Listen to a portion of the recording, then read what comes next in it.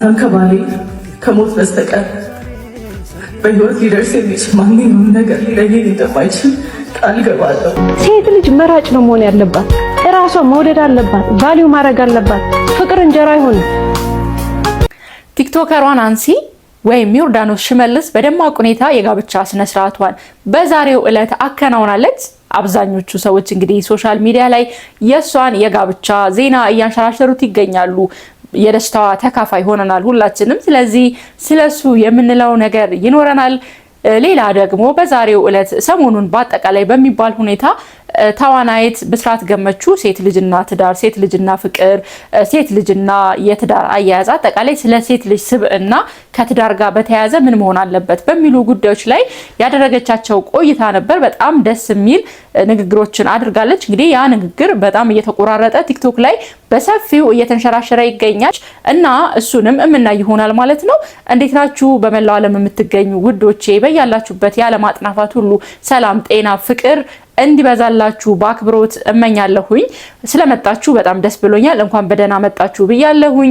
ለቤተሰብ አዲስ የሆናችሁ ባካችሁ ሰብስክራይብ በማድረግ ቻናሌን እንድትቀላቀሉ በአክብሮት ጋብዛለሁ። ቁም ነገሮችን የምናወራበት ቻናል ነው።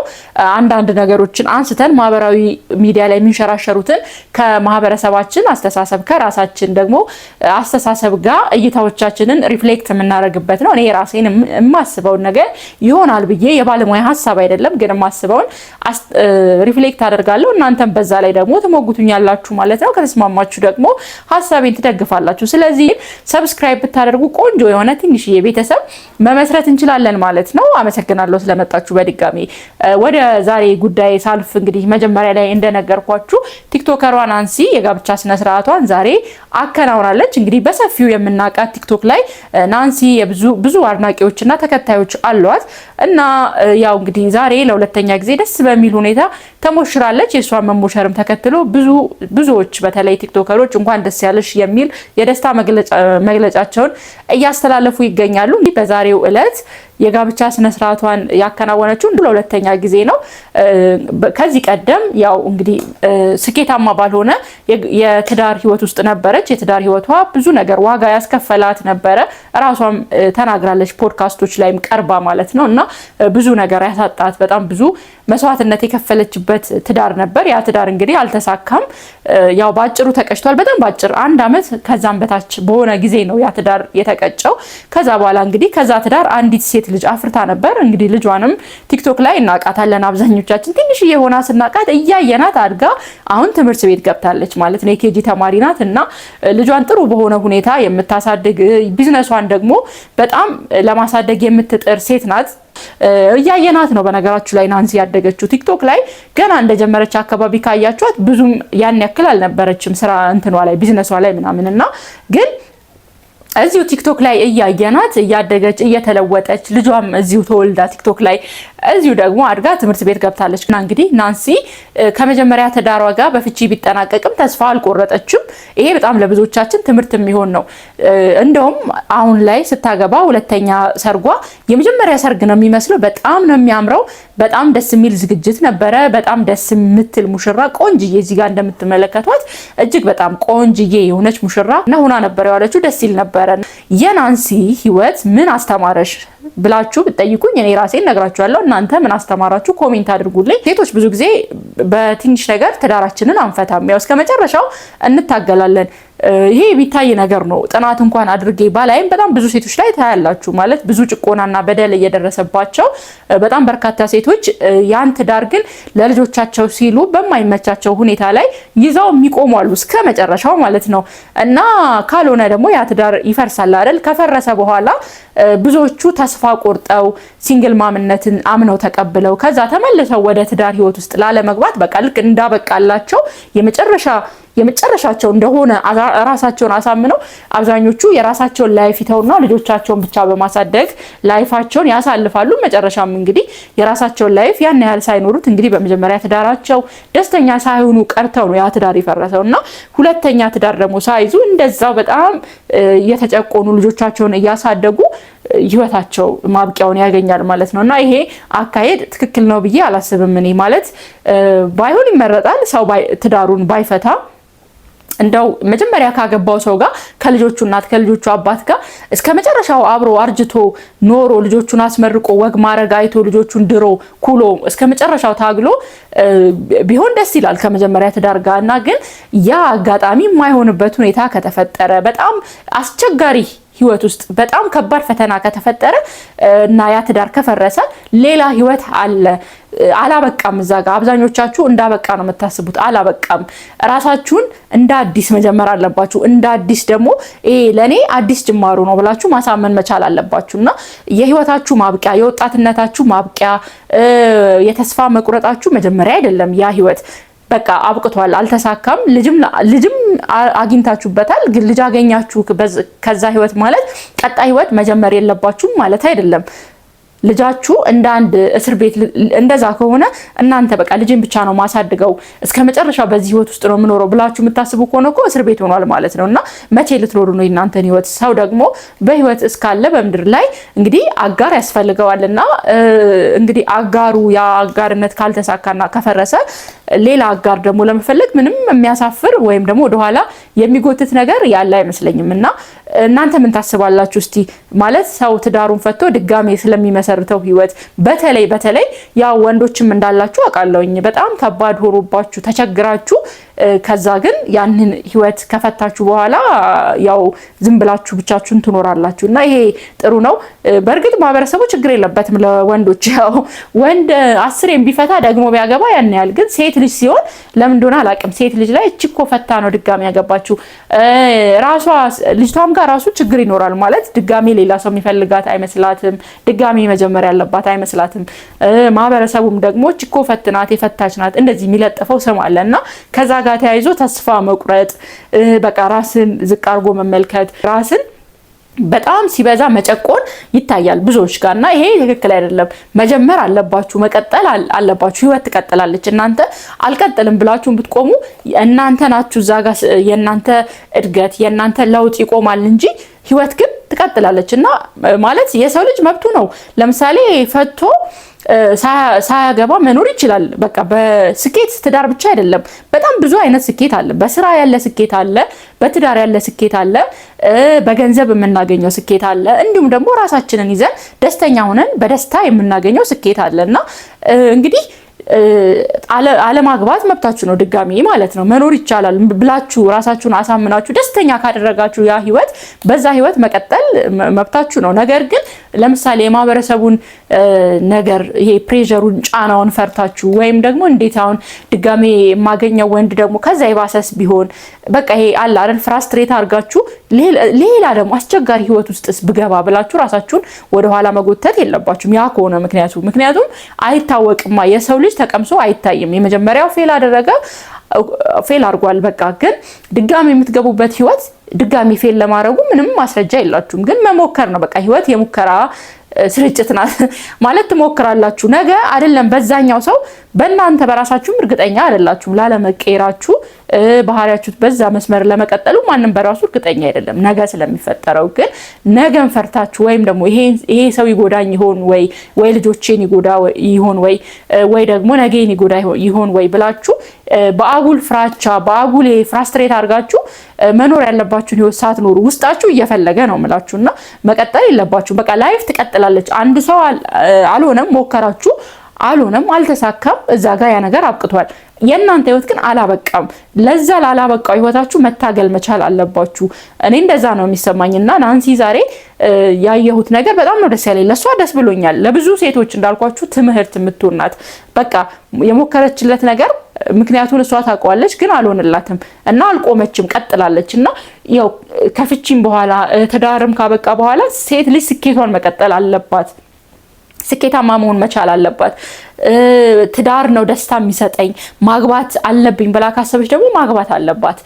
በቃ አንዴ አግብቻለሁና አልተሳካም በቃ ልጆቼን ላሳድግ ብላ እጇን አጣጥፋ መቀመጥ መቻል የለባትም እና ጠንካራ ለራሷ መቆም የምትችል በራሷ በጣም የምትተማመን መሆን አለበት። እና ስለዚህ አሁን ይሄ ፍራስትሬት የምታረጉ ሰዎች ብዙም ይሄ ፍራስትሬት ሊያስደርግ የሚገባ ነገር አይደለም። የራሳችሁ ውሳኔ ነው፣ የራሳችሁ ህይወት ነው። በራሳችሁ ላይ ያመናችሁበትን ነገር እናንተን የማይጎዳ ሌላን ሰው የማይጎዳ ያ ነገር እጅግ መልካም ከሆነ መልካምነቱ ከተሰማችሁ በዛ ነገር መቀጠል መቻል አለባችሁና ውሳኔያችሁ ላይ እንደዚህ ይሁን አይሁን ብላችሁ ማሰብ መቻል የለባችሁም። እኔ እንደዛ ነው የማስበው። ማለት መቆም የለበትም ነው በቃ የኔ ትልቁ የዛሬ ፖይንቴ። ህይወት አትቆምም፣ ህይወት ትቀጥላለች። እናንተም መቀጠል አለባችሁ። በቃ ምንም ይሄ የሚያሳፍር ነገር አይደለም፣ ወንጀል አይደለም። በቃ የአንደኛው ነገር ህጋዊ በሆነ መንገድ ከተጠናቀቀ እናንተ ደግሞ አእምሯችሁ ንጹህ ከሆነ ራሳችሁን ከተጠያቂነት ማዳን ከቻላችሁ አእምሯችሁ ንጹህ ከሆነ ምንድነው ችግሩ?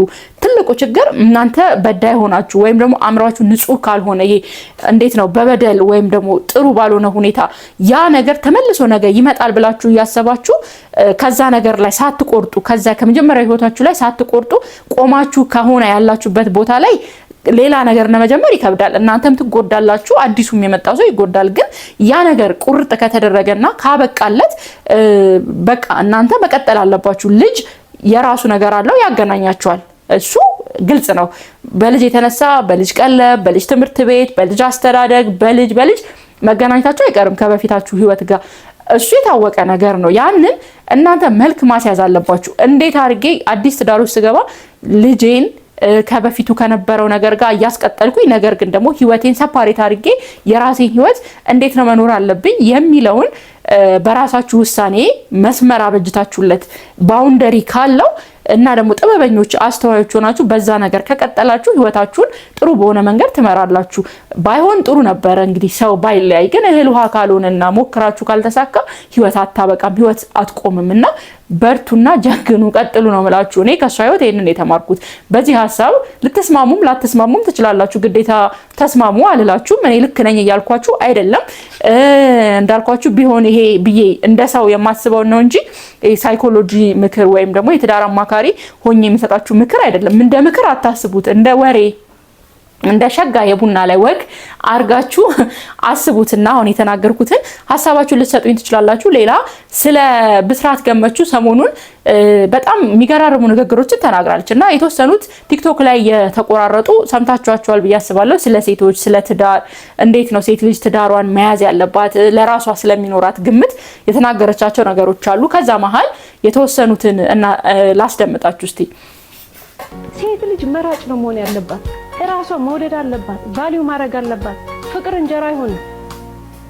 ፍቅር ሆስፒታል አይከፍልም። ስትወልድ ፍቅር የልጅ ትምህርት ቤት አይከፍልም። ፍቅር አብራ ስትኖር ስትላመድ የሚመጣ ነገር ነው። ሴት ልጅ የሚያከብራትን ወንድ ትወዳለች። ሴት ልጅ የሚንከባከባትን ወንድ ትወዳለች። ሴት ልጅ ምቾቷ መምረጥ አለባት። የምትቀመጥበት ስፖንጅ አሪፍ ጥሩ ለጀርባዋ የሚመቻት መሆን አለበት። ልታርፍበትን ወንድ መምረጥ አለባት። እንዴት ነው እዚህ ንግግር ላይ ብዙ የምንማረው ነገር ይኖራል ብዬ አስባለሁ። ብዙ የምንለው ነገር ላትስማሙበትም ልትስማሙበትም ትችላላችሁ። እኔ ግን ከተናገረቻቸው ንግግሮች በጣም ውስጤን የገዙኝና ቢሆን ብዬ የማስበው በተለይ ለወጣቶች በጣም ልጅ ለሆናችሁ ማለት ከ25 ዓመት በታች ለሆናችሁ 20 ዓመት 18 ዓመት 19 ዓመት ያላችሁ ልጆች ይሄ የሷን ንግግር አስደግፌ መናገር የምፈልገው ነገር አለ። አሁን በጣም እነዚህ እናንተ ወጣቶች ማለት ነው በጣም ብዙ በህይወታችሁ ማሳካት የምትችሉት ነገር አለና በጣም ገና የህይወታችሁን ግማሽ እንኳን አልኖራችሁምና ማሳካት የምትችሉት በጣም ሁሉ ነገር እናንተ በእጃችሁ ነው ያለው። በነገራችሁ ላይ በዛ እድሜ ክልል ውስጥ የምትገኙ ወጣቶች ማለት ነው ብዙ ነገሮችን ማሳካት መለወጥ ትችላላችሁና ብዙ ማለት ከ30 ዓመት በኋላ ከ40 ዓመት በኋላ ማሳካት አትችሉም ወይም ደግሞ መለወጥ አትችሉም እያልኩኝ አይደለም። ግን እናንተ ልጆች ማለት ነው ወጣት ልጆች ብዙ ገና ናችሁ፣ አልጀመራችሁም፣ ላይፍን አላያችሁ። ምናልባት አሁን አንድ የ30 ዓመት ከዛ በላይ ያለ ሰው ግዴታ ማግባት ላይኖርበት ይችላል፣ መኖር ከፈለገ ይችላል። ግን ደግሞ አብዛኞቹ በዛ እድሜ ላይ የሚገኙ ሰዎች አግብተዋል ወይ ወልደዋል አይደለ? እና ላይፍ እንደገና መጀመር ይችላሉ። እንደገና የራሳቸውን ውሳኔ ወስነው መቀጠል ይችላሉ። ይሄ ግልጽ ነው። ግን ቢሆንም ያን ላይፍ የሚጀምሩት ወይ ከልጅ ጋር ነው ወይ ደግሞ ትዳራቸውን ፈተው ወይ ደግሞ ባላቸው ትዳር ላይ ያላቸውን ትዳር ነው የሚያሻሽሉት አይደለ? እናንተ ልጆች ግን በዛ እድሜ ክልል በ20 እድሜ ክልል ውስጥ ያላችሁ ልጆች በጣም እድለኞች ናችሁ። ይሄን ያላችሁበትን እድሜ ክልል እንደ በጣም እድል ተጠቀሙበት፣ እንደ በጣም ትልቅ የፈጣሪ ስጦታ። ምክንያቱም ገና ብዙ የምትለውጡት ነገር አለ። አሁን ላይ ለምሳሌ እናንተ በእርግጠኛነት አብዛኞቹ በዛ እድሜ ላይ የሚገኙ ልጆች 21 ዓመት ልጅ 22 ዓመት ልጅ ፍቅረኛ ሊኖራት ይችላል። ትዳር የለም፣ በብዛት ትዳር አይኖራችሁም፣ ባለ ትዳር አይደላችሁም። እና በፍቅረኝነት ጊዜ ብዙ መወሰን የምትችሉት ነገር አለ፣ ብዙ መቀየር የምትችሉት ነገር አለ። እናንተ አሁን ላይ ታያችሁ ይችል ይሆናል፣ ግን ወጣ ብላችሁ ውሳኔያችሁን መወሰን ትችላላችሁ። ምክንያቱም እድል አላችሁ፣ ጊዜ አላችሁ። ምንም ነገር ውስጥ አልገባችሁም፣ የልጅ ነገር ውስጥ አልገባችሁም፣ የትዳር ነገር ውስጥ እና ይሄንን እድሜ በችኮላ አትጠቀሙበት። ማለት እዩት፣ በጣም በትዕግስት ነገሮችን የምታሰላስሉበት፣ ለመለወጥ ራሳችሁን ለማሻሻል የምትማሩበት ጊዜ አርጋችሁ ውሰዱት። በቃ ማለት ብዙ ነገሮችን ትማራላችሁ በዛ እድሜ። ይሄን ነገር እንደ ትልቁም ነገር ወስዳችሁ ካያችሁት ማለት ነው። በቃ ራሳችሁን መለወጥ ግዴታችሁ ነው። ራሳችሁን ማሻሻል ግዴታችሁ ነው። በነገራችሁ ላይ ሴት ልጅ መማር አለባት። በቃ ማለት ለምሳሌ ትምህርትን እስከ 10 ከተማርኩ በቂ ነው የምትሉ ልጆች ልትኖሩ ይችላላችሁ። አይ እኔ እስከ 12 ከተማርኩ የምትሉ ልጆች አላችሁ። ግን እንደዛ አይደለም። እስከምትችሉት ድረስ ትምህርት በጣም ጠቃሚ ነገር ነው። ለሁሉም ጠቃሚ ነው። ለሴት ልጅ በጣም ጠቃሚ ነገር ነው። ማወቅ፣ ኤክስፕሎር ማድረግ፣ አዳዲስ ነገሮችን መማር እጅግ በጣም ይጠቅማችኋል። በጣም ማለት ነው። ይሄን የምታደርጉበት እድሜ ደግሞ ትክክለኛ እድሜ ላይ ያላችሁት አሁን ነው እና አሁን ላይ እናንተ በጣም ማለት ነው መማር ግዴታ ዩኒቨርሲቲ ገብታችሁ ግዴታ የሆነ የትምህርት ኢንስቲትዩሽን ገብታችሁ ነው ላይሆን ይችላል እና ኮርሶችን መውሰድ ትችላላችሁ። አጫጭር ኮርሶችን የሆነ አጫጭር ስራ የምትሰሩበትን ነገር በቃ አእምሯችሁን አሁን ላይ ለመለወጥ ለመሸጋገሪያነት ክፍት አድርጋችሁ ነገ ለምትኖሩት ህይወት እንዲደላደልላችሁ የምትጥሩበት ራሳችሁን ይዛችሁ እንድትገኙ ዛሬ ላይ በጣም ከጣራችሁ ያውላችሁ ልንገራችሁ 20 ቤት ያላችሁ ልጆች በጣም ከጣራችሁ 30 ላይ ስትገቡ ትንሽ አረፍ የምትሉበት ያን የጣራችሁበትን ነገር ፍሬውን የምታዩበት ነው። 40 ቤት ስትገቡ ደግሞ ከራሳችሁ አልፋችሁ ለልጆቻችሁ የምታወርሱበት ነው። 50 ቤት ስትገቡ ደግሞ ለልጅ ልጆቻችሁ ከዛ ደግሞ ራሳችሁም ደግሞ ተደላላችሁ የምትጦሩበት ነውና ይሄ ሁሉ ግን መሰረት አለው። መሰረቱ ይሄ አሁን እናንተ ያላችሁበት እድሜ ነው። አሁን ያላችሁበት እድሜ ብትወርቁ ልትነሳላችሁ። ለምን ወደቃችሁ አትባሉም። ልጆች ናችሁ ገና። ባይሳካላችሁ ነገ ይሳካላችኋልና ብዙ ነገር መለወጥ፣ ብዙ ነገር መቀየር፣ ብዙ ነገር መሞከር የምትችሉበት እድሜ ነውና እኔ በዚህ እድሜ ያላችሁ ልጆች ትዳር በተለይ ሴቶች ማለት ነው ትዳር ካልያዝኩኝ ልጅ ካልወለድኩኝ ብላችሁ በጣም ራሳችሁን ባታስጨንቁ፣ በጣም ባትቸኩሉ ደስ ይለኛል። መብታችሁ ነው ማለት ማንም ማግባት እንግዲህ ሰው ከፈለገና የሚሆነውን ሰው ከፈለገ ካገኘ ማግባቱ ምንም መብት ነው የማንም ሰው የራሱ ሁሉም ውሳኔ ስላለው የራሱ ውሳኔ ማለት ነው። ለምን እንደዛ አደረጋችሁ ተብሎ ሊተች አይገባም። ግን በቃ ይሄ ገጸ በረከት ነው እድሜ የሰጣችሁ። አሁን ያላችሁበት እድሜ በጣም እድለኞች ናችሁ። ይሄ እድሜ ላይ ስላላችሁ እዛ እድሜ ላይ በኖር ወይኔ የዛሬ 20 ዓመት ወይ የዛሬ 10 ዓመት ወይኔ የዛሬ 30 ዓመት ከዛም በፊት ይሄን ውሳኔ ወስኜ ቢሆን ዛሬ እዚህ ቦታ ላይ አይደለሁም፣ ዛሬ ይሄን ቦታ እኔ ከዚህ በላይ ነኝ ብለው የሚያስቡ በጣም ብዙ ሴቶች እንዳሉ አትርሱ። እና በጣም ብዙ የምትመርጡት ነገር አለ። በቃ አሁን እናንተ እያንዳንዱን ነገር መርጣችሁ ነው የምታረጉት። ህይወት ያንን ገጸ በረከት ሰጣችኋል፣ ያንን ስጦታ ሰጣችኋለች ህይወት ማለት ነውና በዛ ነገር ብትጠቀሙ በመራጭነታችሁ ይሄ ትዳርን ወንድን ብቻ አይደለም መምረጥ በቃ ህይወትን ራሱ ልትመርጡ ትችላላችሁ አሁን። ምክንያቱም በጣም ኢነርጂ ያላችሁ ብትናገሩ የምትደመጡበት እድሜ ነው።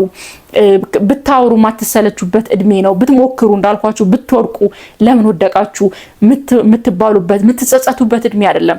ሞክራችሁ ያ ነገር ሳይሳካ መቅረቱ መውደቁ እናንተን ሊያጸጽታችሁ አይገባም። ምክንያቱም ሞክራችሁታል። ባትሞክሩት እንደማይሳካ አታውቁትምና ዛሬ ላይ ባይሳካላችሁ አይ በቃ አልተሳካልኝም ይሄ የህይወቴ ፍጻሜ ነው ብላችሁ ማሰብ የለባችሁ። ምክንያቱም በጣም ብዙ እድሜ ያላችሁ በጣም የሚቀር ጊዜ አለ እና ይሄን ጊዜ እንደ ትልቅ ገጸ በረከት ብትወስዱት እህቶቼ፣ በተለይ በዚህ እድሜ ክልል የምትገኙ እህቶቼ በቃ በጣም እድለኞች ናችሁ። ይሄን እድሜ ስላያችሁ እዚህ ጋር ስላላችሁ ወጣት ስለሆናችሁ ብትሮጡ የማይደክማችሁበት እድሜ ላይ ብትናገሩ የምትደመጡበት እድሜ ላይ ማንም በቃ አይቷችሁ እንደው የመልክ ቁንጅና እንኳን ባይኖራችሁ ወጣትነታችሁ በራሱ ቆንጆ ያደርጋችኋልና ወጣትነታችሁ በራሱ ተፈላጊ ወይኔ እሷ ብትናገር እሷ ብትሰራ እሷ ብታደርግ የሚያስብላችሁ እድሜ ነው። ይሄ በጣም ወሳኝ ነው እና ይሄን እድሜ ብዙዎቻችሁ ተስፋ ስትቆርጡ ስለማይ ነው። ገና መቼ ሞከራችሁት? ምኑን አይታችሁ ነው ተስፋ የምትቆርጡት? እናንተ እንደዛ የሆናችሁ በህይወት ውጣ ውረድ ተፈትነው 30 ዓመት 35 ዓመት 40 ዓመት 60 70 እነዛ እድሜ ላይ ያሉ ሰዎች ምን ይሆኑ? እነሱ እኮ በጣም ብዙ አይተዋል። ቁጭ ብለው ቢነግሯችሁ ያሳለፉትን የህይወት ምዕራፍ እናንተ እንዴ በዚህ ምክንያት ነው እንዴ በራሴ ማዝ ነው እንዴ በዚህ ምክንያት ነው እንዴ ተስፋ የምቆርጠው ትላላችሁና ተጠቀሙበት ነው በቃ ትልቁ ነገር። አሁን ባላችሁ እድሜ ሞክሩ ሞክሩ ሞክሩ ሞክሩ ሞክሩ። ምናልባትም ይሄንን አሁን የምነግራችሁ ነገር እንደ ምክር ባታስቡት እና እንደ አንድ የእህት ጨዋታ በቃ እህትና እህት የሚጫወተው ጨዋታ አድርጋችሁ ብታስቡት ደስ ይለኛልና ነገ ላይ በእርግጠኝነት ታስታውሱታላችሁ። በቃ እናንተ በጣም እድለኞች መሆናችሁ ነው አሁን የምነግራችሁና ይሄን እድሜ አትቸኩሉበት። ለትዳር ልጅ ለመውለድ ቤተሰብ ለመመስረት አትቸኩሉበት። ይልቅ ይዛችሁ ለመገኘት አላችሁ ለመባል በሁሉም መስክ ነው። ገንዘብ ብቻ አይደለም፣ በስብዕና ራሳችሁን ለመቀየር፣ በእውቀት ራሳችሁን ለመቀየር፣ በገንዘብ በኢኮኖሚ ራሳችሁን ለመቀየር በጣም ትልቅ እድል ህይወት ሰጣችኋለች በዚህ እድሜ ላይና ይሄንን እድሜ ብትጠቀሙበት ደስ ይለኛል። እንዳልኩት ለሁሉም እድሜ አክብሮት አለኝ። ሰው በ30 ዓመቱም ሊለወጥ ይችላል። ሰው በ40 ዓመቱም ሊለወጥ ይችላል። ሰው ወልዶ አያት ሆኖም ሊለወጥ ይችላል። መቼም ቢሆን ግን ደግሞ በቃ አለ ፍሬ የሚያፈራበት የሆነ ነገር ስታዩት የሚያስጎመጅ እድሜ ወይኔ በዚህ እድሜ በሮጥኩኝ ወይኔ በዚህ እድሜ ከሰራሁኝ የሚያስብል እድሜ ስላለ ነው ይሄን ነገር የምነግራችሁ ማለት ነውና እስቲ እዚህ ጋር ማለት ነው ከ30 ዓመት በላይ ወይም ደግሞ ከ40 ዓመት እንደዚህ እድሜ ክልል ውስጥ የምትገኙ በጣም ብዙ ነገር በህይወታችሁ ያሳለፋችሁ ሰዎች ለወጣት እህቶች ምን ታስተላልፋላችሁ? መልእክታችሁን ኮሜንት ላይ ብታስቀምጡልኝ ደስ ይለኛል ማለት ነው። በዚህ ጉዳይ ላይ ብዙ ማለት ፈልጋለሁ፣ ነገር ግን ካለው የሰዓት ጥበት አንፃር ይበቃኛልና እንግዲህ ዛሬ ወሳኝ ቁም ነገር ነው የተጨዋወት ነው ብዬ አስባለሁ። ጥሩ የእህት ወግ ነው ያደረግነው፣ የታማቾች ወግ ብላችሁ አስቡት። የናንሲን ሰርግ ደስ ይላል። እንግዲህ ናንሲዬ እንኳን ለዚህ አበቃሽ፣ በጣም ደስ ብሎኛል። ባንቺ ህይወት ስለተከናወነው ነገር እኔ በጣም ደስ ብሎኛል እና ብታደርሱልኝ ደስ ይለኛል። እንኳን ደስ ያለሽ ደግሜ እንግዲህ በጣም ደስ የሚል ነገር ነው። መልካም የትዳር ህይወት እመኛለሁ። እንግዲህ ብዙ ፍሬ የምታፈሪበት ህይወት እንዲሆንልሽ እመኛለሁኝ ማለት ነው። የዚህ ፍጻሜ ይሆናል ይሄ። እንግዲህ እዚህ ድረስ መጣችኋል፣ ሰብስክራይብ አድርጉኝ። ሁላችንም ቸር እንሁን፣ ቸርን ሰንብት ስል በአክብሮት ነው የምሰናበተው ማለት ነው። እወዳችኋለሁኝ። ቻው